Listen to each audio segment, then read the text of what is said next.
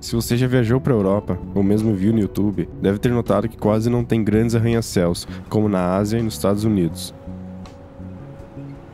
Isso pode ser estranho, tratando-se de um continente muito próspero e bastante povoado. A maioria dos arranha-céus do leste da Europa estão concentrados em 5 cidades: Londres, Paris, Frankfurt, Moscou e Istambul. Mesmo combinados, esses tipos de locais têm menos arranha-céus do que a cidade de Nova York sozinha.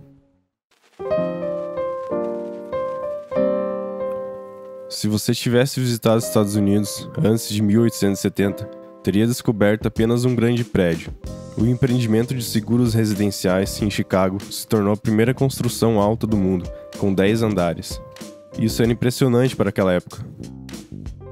Os Estados Unidos começou a construir mais e mais prédios altos. Isso porque as cidades estavam ficando muito populosas e cada pedaço de terra era muito valioso.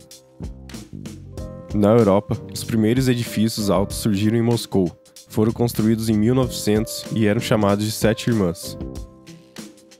A maioria das principais cidades europeias já estava bem estabelecida quando os arranha-céus foram introduzidos na América do Norte. Os centros das cidades já estavam ocupados por grandes edifícios antigos, e os governos europeus não queriam se livrar de seu patrimônio e tradição. Quando você pensa que o arranha-céu é uma invenção relativamente moderna, parece óbvio, porque cidades antigas como Roma e Atenas não tinham torres em cada esquina. Mas por que hoje, se o espaço é tão importante, ainda há um limite para o número de arranha-céus construído na Europa?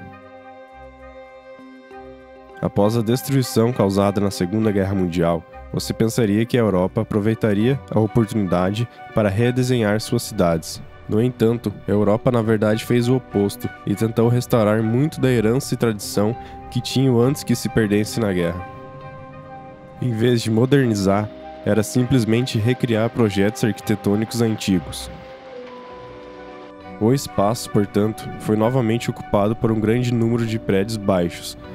Além disso, os números da população do pós-guerra eram baixos e a demanda por incontáveis arranha-céus simplesmente não existia.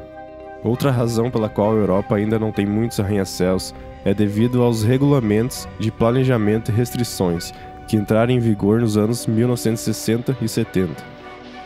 Antes que essas regulamentações fossem implementadas, algumas cidades, principalmente Bruxelas, começaram a demolir edifícios mais antigos e substituí-los por estruturas mais modernas.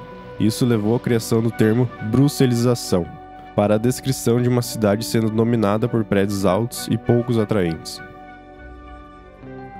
Os regulamentos de construção foram colocados em prática para garantir que o charme europeu não fosse substituído por prédios nada atraentes, como os que estavam sendo construídos na União Soviética.